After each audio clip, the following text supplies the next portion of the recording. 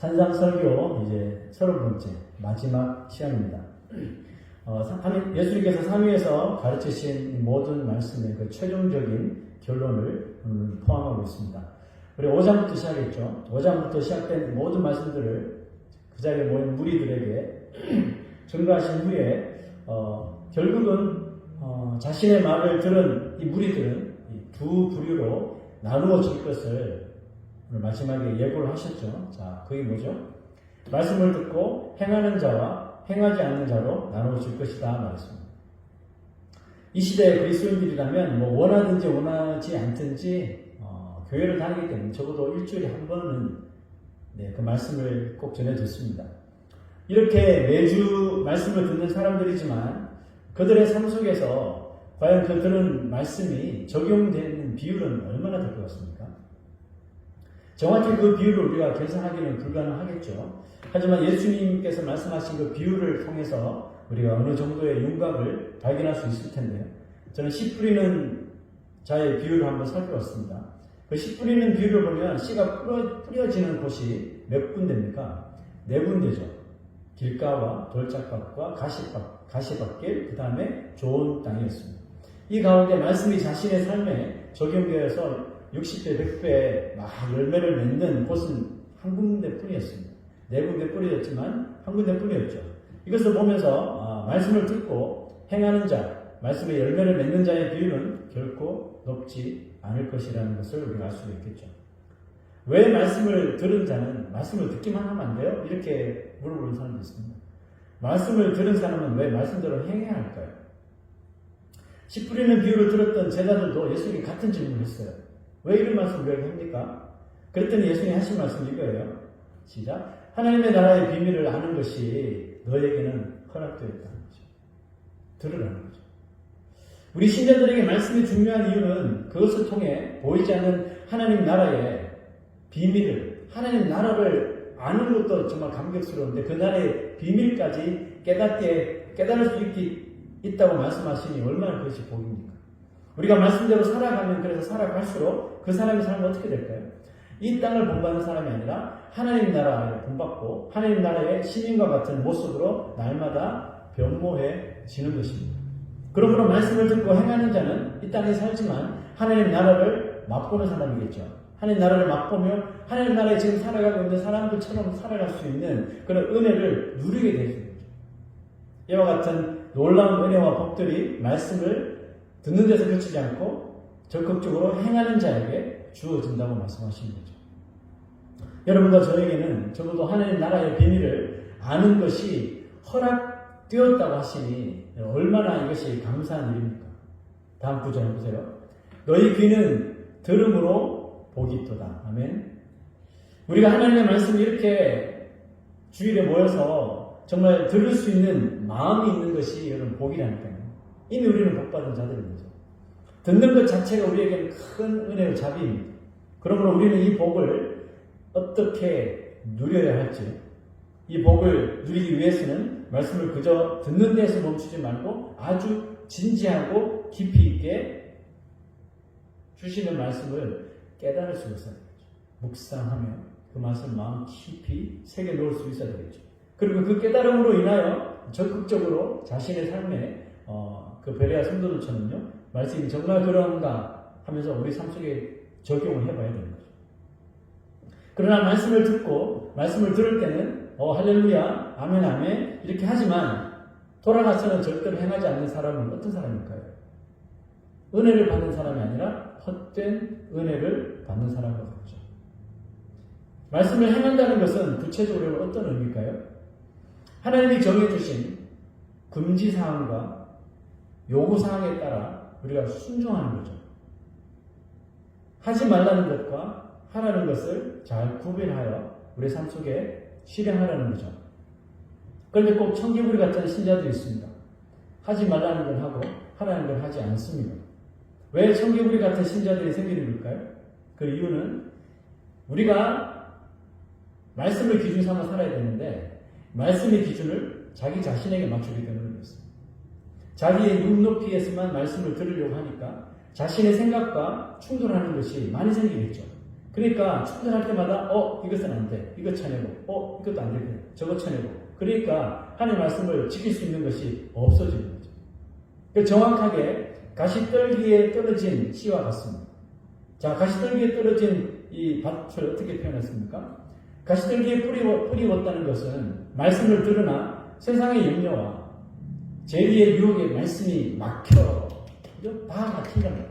이건 이래서 안 되고 저건 저래서 안 되고. 그러니까 결실치 못하는 거예요. 그러면 말씀을 듣는 우리가 제일 먼저 가져야 할 마음이 있습니다. 그 마음은 뭐죠? 이 말씀이, 성경이 하나님의 입에서 나온 진리임을 의심 없이 받아들이는 것이 순서입니다. 만약 이것이 안 되는 분들은 이거를 위해 기도하셔야 되는 거죠. 하나님 앞에. 내 마음이 활짝 열려서 신구약 66권 전체가 하나님의 살아있는 생명의 말씀임을 믿게 해달라고 먼저 기도해야 되는 거예요. 성경 구절의 어떤 부분을 믿지 못하는 사람이 있다면요, 그분을 위해서 기도하셔야 돼요. 그분이 마음이 열려서 성령의 감동을 받아서 모든 구절이 살아있는 하나님의 감동으로 된 것이라는 것을 믿을 수 있도록 도와달라고 그 영혼을 위해서 기도해야 되는 거예요. 어떤 일에도 실수가 없고 정말 한치의 오차도 허용하지 않는 분이 하나님이시라는 것을 먼저 인정해야 되는 거예요. 그래야지 말씀이 믿어집니다. 하나님이 우리처럼 어쩌다가 잘하다가 한 번씩 실수라도 하게 되면 여러분 그것이 하나님의 그 전능하신 올마이리가 전능하신 그 속성의 어트리뷰트의 치명적인 오점을 남기는 것이기 때문에 하나님은 절대로 한 번에 단 한 번에 요만큼의 오류도 실수도 해서는 안 되는 하나님이신 거죠. 그런 하나님으로 이 진리가 먼저 이 전제가 우리 삶 속에 되어야 말씀을 듣고 행할 수 있는 좋은 방, 좋은 땅이 될 수 있는 거죠. 그래서 예수님은 말씀을 들을 수 있는 이 특권을 잘 받아서 자기 삶 속에 적용하면서 이것을 누리며 사는 사람이 되어야 이렇게 말씀하셨어요. 24절 시작. 그러므로 누구든지 나의 이 말을 듣고 행하는 자는 그 집을 반석 위에 지은 지혜로운 사람 같으리니. 이제 본격적으로 말씀을 듣고 행하는 자와 행하지 않는 자가 어떤 차이가 있고 또 그들의 결말은 어떻게 될지 살펴보도록 합시다. 예수님은 듣는 사람들이 쉽게 이해할 수 있도록 마지막까지도 이 패러블 비유를 통해서 무리들의 이해를 도왔습니다. 이번에 사용하신 예수님의 비유는 빌더, 집을 짓는 사람이죠. 우리는 이 세상에 살면서 이 땅에서만 집을 짓는 것이 아니라 하나님 나라를 위한 집도 함께 지으면서 가야 하는 신자들입니다. 그죠? 여러분, 이 땅의 집은 사기도 복잡하고 또 집을 짓는다는 것은 더 복잡하죠. 하지만 하나님 나라를 위한 집은 정말 어떻게 보면 너무 간단하죠. 기초를 무엇으로 삼을지만 결정하면 됩니다. 어떤 사람은 반석을 기초로 삼는 반면에 어떤 사람은 모래를 기초로 삼는 사람이 있다고 말씀하셨어요. 여기서 반석은 무엇을 가리킬까요? 내 주는 반석이시니 그리스도를 의미하죠. 그렇다면 누가 그리스도를 반석 삼아 집을 짓는 사람일까요? 그는 그리스도가 하신 말씀을 듣고 감동 감화를 얻고 인생의 소망을 이제 세상이 아닌 모두 그리스도에게로 두기로 결심한 사람이겠죠. 예수님은 그것이 가장 지혜로운 사람이라고 칭찬하십니다. 왜 반석 위에 집을 짓는 것이 지혜로운 일일까요? 그것은 오직 그리스도 위에 자신의 인생을 다시 설계하고 지어나가는 사람만이 하나님 나라의 리얼 아이디, 요즘 리얼 아이디를 교체하라고 그러죠. 리얼 아이디를 얻을 수 있기 때문에 그렇습니다. 반면에 모래 위에 집을 짓는 사람이 어리석다고 했습니다. 어리석은 이유가 뭐죠? 그들은 하나님 나라에 들어가겠다고 말씀을 듣는 사람이 맞습니다. 하지만 정작 그들의 관심은 반석이 아니기 때문에 그렇습니다. 그들의 최종 목적지는 천국이라고 믿고 살면서도 정작 모래 위에 열심히 집을 짓고 있으니 천국의 주인이신 그리스도께서 보시기에 가장 어리석은 사람일 수밖에 없습니다. 오히려 불신자들보다 더 어리석은 사람이 천국을 확신하면서도 반석을 외면하는 사람이겠죠. 자, 여러분, 그렇다면 모래는 무엇을 정의할까요? 모래에 해당하는 그 카테고리가 너무너무 많기 때문에 이것을 다 일일이 거론할 수가 없습니다. 그냥 간단히 말씀드리면 반석이 아닌 것, 그러니까 그리스도가 아닌 모든 것들이 모래라고 생각하시면 돼요. 그죠? 간단하죠? 그리스도 아니면 다 모래예요. 모래에 해당하는 것 중에는 돈, 물질, 배경, 권력, 많겠죠? 외모, 이런 세상적인 것들도 있겠지만 한편으로 보면 이런 신앙적인 것, 종교적인 것들도요 모래가 될 수 있습니다. 예를 들면 내가 다니는 교회의 네임 밸류 그걸 되게 중요시해요. 나는 어느 교회 출신이야. 이 교회는 대대로 몇백 년 이어오고 뭐 어떤 목사가 뭐 사역을 했고 뭐 이런 걸 자랑스럽게 여기면서 교회의 네임 밸류. So what이다. So what. 혹은 교회 안에서의 내가 가지고 있는 어떤 포지션. 신앙생활의 연식. 내가 얼마나 신앙생활을 오래 했느냐. 또 내가 교회에 다니면서 내가 이루어낸 어떤 이런 공적들.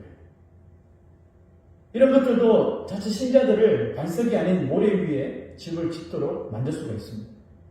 저는 이와 같은 모래들을 가짜 반석이라고 부르고 싶습니다. 왜 그렇죠? 자신은 평생을 그것이 반석이라고 생각하고 거기에 열심히 집을 지었는데 주님 오시는 날 딱 되어보니까 그게 다 모래였다는 거죠. 다 날아가 버린 거죠. 참 어처구니 없는 일이 벌어지겠죠. 아무리 시설이 좋은 집에 우리가 거하더라도 그것이 자기의 집이 아니라면 그곳에서 우리가 안정되고 편안한 삶을 지속적으로 누리기는 힘들죠. 여러분 우리가 뭐 5스타 호텔에 가서 휴양지에 가서 5스타 호텔에 가서 며칠 막 지났어요. 너무 좋죠. 막 신나고 와 여기서 평생 살고 싶어. 그건 한 일주일 정도 지나잖아요. 지겨워. 그 좋은 시설이 점점 지루하기 시작합니다. 근데 여러분 그것이 기본적으로 집이라고 하는 단어가 주는 건 이미지거든요. 너무 좋긴 한데 집이 아니기 때문에 뭔가 불안함. 그죠?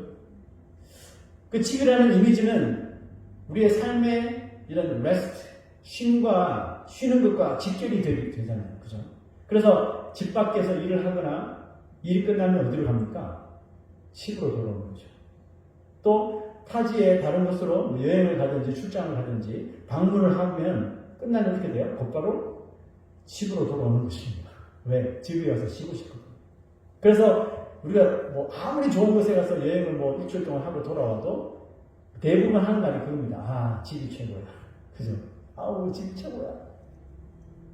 그 말이 그냥 나오는 게 아니에요. 집이 가지고 있는 그 이미지 때문에 그렇습니다. 집이 아무리 초라하고 뭐 이렇게 좋지 않더라도 집에 돌아오면 마음이 편안해지니까. 집이 최고다. 내 침대가 최고다. 이런 말 하는 거죠. 탕자가 집을 나가서 자기 마음대로 살죠. 재산을 모두 탕진하고 이제 먹을 것이 없어 돼지 주염 열매까지 탐내는 그런 지경에 이르렀을 때 이 탕자 둘째 아들의 머릿속에 딱 한 단어가 떠올랐어요. 그게 뭐죠? 홈. 집이라는 단어가 떠오르기 시작합니다. 집 나가서 자기 마음대로 살아봤지만 얼마나 좋은 데 살았겠어요. 돈이 많았으니까. 삐까뻔쩍하고 뭐 유명한 데는 다 돌아다니며 살았겠죠. 그런데 그것은 자신의 진짜 집이 아니었다는 것을 빈털터리가 되고 나서 깨닫게 됩니다. 그래서 그가 결심한 것이 뭐죠? 진짜 집으로 돌아가겠다. 진짜 집으로 가야 되겠다. 탕자에게 진짜 집은 어떤 집이죠? 아버지가 계시고 아버지가 다스리시고 아버지가 지키고 있는 집이었던 거죠. 여러분 우리가 이 세상 살면서 지어야 할 집의 정체도 여러분 바로 이것입니다. 하나님 아버지가 주인이신 집을 지어야 하거든요.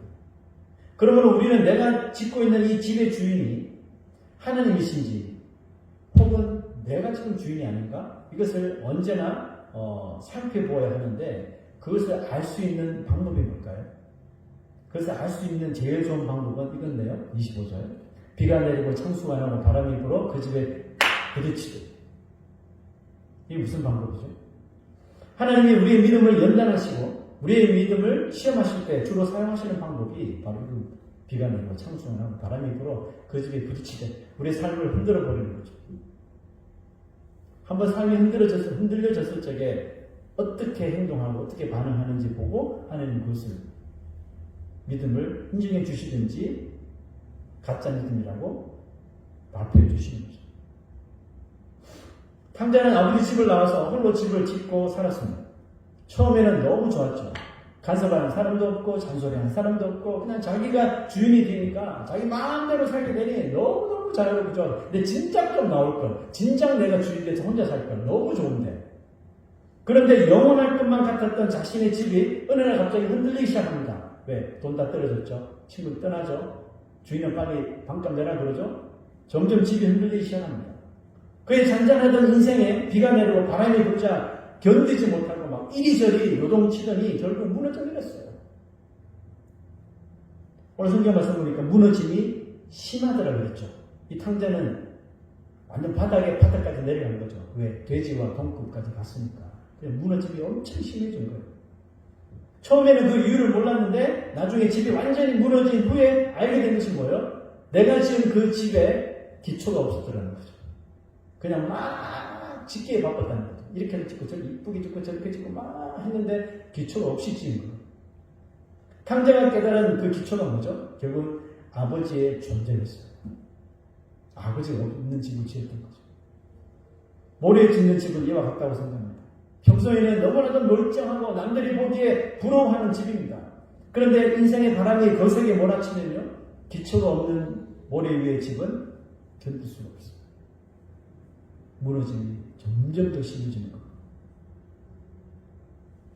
여러분, 타이타닉호가 그 시대는 최고로 견고하고 가장 크고 최신식으로 이렇게 튼튼하게 지어졌는데 한순간에 두동강이 나고 그 아틀란틱 오션에 잠기게 된 거잖아요. 그럼 그 이유가 무엇이었습니까? 여러 가지 영화를 보면 여러 가지 스토리가 있지만 결국 한 가지예요. 그 타이타닉을 설계한 대로 운항을 하지 않았기 때문이었습니다. 그 배가 낼 수 있는 그 스피드, 속도, 그 이상 빨리 가게 하려고 더 이상을 내면서 무리한 운항을 하다가 그 빙하를 발견했지만 너무 속도가 빨라 피하지 못하고 밑이 충돌했기 때문에 거기서부터 배가 난파되기 시작한 거죠. 이미 파산하고 있는 배는요, 유능한 선장이 있어도 필요 없습니다. 그 영화 타이타닉에서 배가 침몰하고 있을 때 한 여인이, 아이를 안고 있는 여인이 선장을 찾고 이렇게 묻습니다. Where should I go, Captain? 캡틴이니까 방법을 알고 있을 것 같은데 Where should I go, Captain? 하지만 선장은, 그 유능한 타이타닉호의 선장은 아무런 답을 할 수가 없었어요. 그리고 쓸쓸히 뒤돌아 가버립니다. 왜 그렇죠? 이미 침몰하고 있는 배에서 그가 할 수 있는 것은 아무것도 없어요. 하나님을 믿는 사람은 하나님이 설계하신 대로 자신의 삶의 방향을 정하고 살아가는 사람이어야 됩니다. 아멘입니까? 그죠?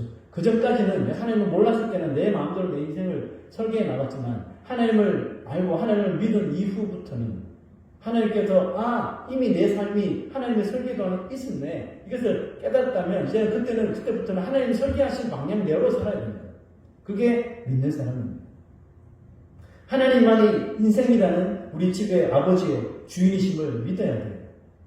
아버지가 다스리시고 아버지가 지키고 아버지가 보호하시는 그 집에서 살아야 되는 거죠. 그런 삶을 사는 사람이 지혜롭습니다. 지혜로운 이유가 뭐죠? 자, 25절 보세요. 비가 내리고 창수가 나고 바람이 불어 그 집에 부딪히되 무너지지 않는 거죠. 왜요? 주초를 반석 위에 놓은 까닭이다. 하나님은 우리가 어떤 기초의 집을 짓고 살아가는지 비바람을 통해 확인시켜 주시는 거예요. 모래 위와 달리 반석 위에 기초를 쌓은 집은 비바람이 부는데도 아무런 데미지도 입지 않고 너무 멀쩡한 거죠. 말씀을 그저 듣기만 한 사람과 말씀을 듣고 깨닫고 행하는 사람은 비와 바람을 대하는 자세부터 틀려요. 듣기만 한 사람은 경험이 없어요. 그 말씀을 가지고 내 삶을 살아본 적이 경험이 없어요. 경험이 없으니 비바람이 불면 속수무책으로 무너져 버릴 수밖에 없는 거예요. 그러나 말씀을 듣고 깨닫고 이제 제 자신의 삶 속에 막 적용하는 사람이 있잖아요. 적용하는 사람은 경험이라는 것을 얻게 돼요. 무슨 경험이죠? 실패해본 경험. 내가 말씀을 이렇게 적용해봤는데 내가 이렇게 부족하구나. 그죠? 실수하고 넘어지고 실패하고 이러면서 점점 경험치가 쌓여지는 거죠. 그리고 믿음으로 일어나는 거죠. 그리고 또다시 비바람이 불 때는 이제 알아요. 그러면서 더 이상 흔들리지 않습니다. 다윗이 밧세바와 그렇게 가늠하고 자기도 상상하지 못한 일을 막 저질러 버리잖아요. 한두 건이 아니잖아요. 그러고 나서는 하나님 앞에 완전히 납작 엎드리죠. 생명책에서 제 이름 지우지 말아달라고. 그 정도로 심각했단 말이죠. 그 이후에 다윗은 똑같은 죄를 범하나요? 안 합니다. 경험치가 생깁니다. 그런데 말씀을 듣기만 하는 사람들은 이런 경험이 없으니까 계속 부딪히면 무너지고, 싸움이 무너지고. 여러분, 이처럼 말씀을 듣고 행할 때 실패하더라도 얻어지는 것이 바로 이 말씀을 행할 때마다 축적되는 영적인 노하우고 이것이 영적인 경험이라는 겁니다. 이것은 결단코 단시간에 주어지지 않습니다. 어떻게든 말씀대로 살아보려고 막 안간힘을 쓰고 눈물로 기도하고 하나님 앞에 매달리고 막 인내하면서 오직 하나님만을 의지한 사람에게만 주어주시는 선물이기 때문에 그렇습니다. 절대로 단시간에 주어지지 않습니다. 머리 위에 집을 짓는 사람은 자신이 주인 행세를 하기 때문에 무엇을 잊어버릴까요? 탕자처럼 아버지를 잊어버리는 거죠. 자기가 주인으로 생각하니까. 예수님의 제자들이 배를 타고 가다가 풍랑을 만나죠. 이보세요. 또 예수님이 비바람을 통해서 시험하시잖아요. 풍랑을 만났어요. 그들이 스스로 배를 안전하게 몰아버리게 했어요. 왜? 어부가 4명이 있는데 베테랑 어부가 4명이 있으니까 막 열심히 우리만 믿어 좀 그렇게 막 해보려고 그랬는데 돼야 안 돼요. 안 되잖아요. 베테랑 어부들이 있었지만 소용이 없어요. 소용이 없어서 주무시는 예수님을 깨우죠. 깨우고 예수님께 의탁 했을 때 예수님에 의해 바다가 금세 조용해졌습니다. 예수님이 바다를 잠잠하게 하신 후에 뭐라고 말씀하셨습니까? Where's your faith? 믿음이 적은 자들아. 솔직히 그 순간에 여러분 어떤 믿음이 필요했던 걸까요? 그들이 잊어버린 것이 하나 있었어요. 그들이 타고 있는 배 안에 예수님께서 함께 있었다는 사실을 잊어버렸습니다. 그 자신만 믿은 거예요. 굳이 예수님 없어도 돼. 우리가 이 정도는 할 수 있어. 못하죠. 그걸 잊어버리고 예수님 함께 계시는 사실을. 예수님은 그 잊었다는 사실을 믿음이 없다고 말씀하신 거예요. 그렇습니다. 우리가 자신을 믿고 의지할 때 잠시라도 하나님을 잊어버릴 수 있어요. 그 순간이죠. 그 순간, 그 찰나에 우리 하나님을 잊어버려요. 그런데 항상 문제는 우리가 하나님을 잊어버릴 때 나타나잖아요. 하나님은 그 순간을 기가 막히게 하시고 우리에게 이 고난과 시련이라는 바람을 후 불어주시죠. 자, 욥기 8장 13절에 이런 말씀이 있습니다. 하나님을 잊어버리는 자의 길은 다 이와 같고 조속한 자의 희망은 무너지나니 그가 믿는 것이 끊어지고 그가 의지하는 것이 거미줄 같은지 그 집을 의지할지라도 집이 서지 못하고 굳게 붙잡아 주어도 집이 보존되지 못하리라. 하나님을 잊어버리는 자는 자신의 힘과 지식만 의지하며 손에 쥐고 있는 그 무언가만 바라보는 사람이겠죠. 그것이 세속적인 것일 수도 있고 종교적인 것일 수도 있습니다. 하지만 그것이 반석이신 그리스도가 아닌 것은 분명합니다. 그저 교회를 다니는 것과 말씀대로 행하는 것은 완전히 다른 스토리가 될 수 있다는 것을 기억을 하셔야 됩니다.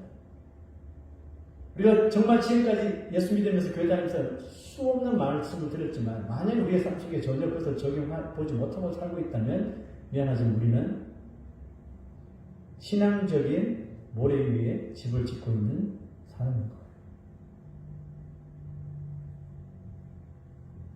자, 마지막 구절 한번 보십시오. 예수께서 이 말씀을 마치심에 무리들이 그의 가르치심에 놀라니. 이건 서기관들이 가르치는 거 완전 다른데? 와. 산상설교를 모두 들었던 무리들은 그 놀라운 가르침을 듣고 엄청난 반응을 보였어요. 다 놀랬죠, 그죠? 근데 문제는 그들 가운데 정작 그 귀한 가르침대로 돌아가서 행한 사람은 얼마나 되었을까요? 하나님의 자녀된 성도 여러분, 우리 좀 더 말씀을 깊이 있게 깨닫고 진지하게 그 말씀대로 한번 행하여 살아가시기를 정말 부탁드립니다. 우리가 만약 그리스도와 반석이신 그리스도와 세상의 것을 동시에 보려고 하면 어떻게 될까요? 초점이 맞춰져요? 아니죠. 우리가 뭐 사물을 두 개를 한꺼번에 보려면 눈에는 두 개 있지만 두 개를 함께 보면요 초점이 맞춰지지 않습니다. 이것도 안 되고 저것도 안 되는 거예요. 근데 그렇게 사는 그리스도인들이 많아요. 그리스도 보고 싶고 세상도 보고 싶고 같이 보려니까 둘 다 안 되는 거죠. 이걸 깨달은 사람이 다윗이었어요. 그 다윗이 그 시편을 이렇게 말합니다. 나의 영혼이 잠잠히 하나님만 바라다. 깨달은 거예요. 내가 이거 왕으로서 이 두 가지를 다 이렇게 해보려니까 안 되는 거예요. 그래서 한쪽 나오는 거예요. 그 고맙게도 하나님만 보기로 결정한 거예요. 나의 영혼이 잠잠히 하나님만 바라며. 왜냐하면 나의 구원이 하나님께서 오기 때문에. 그걸 깨달았죠.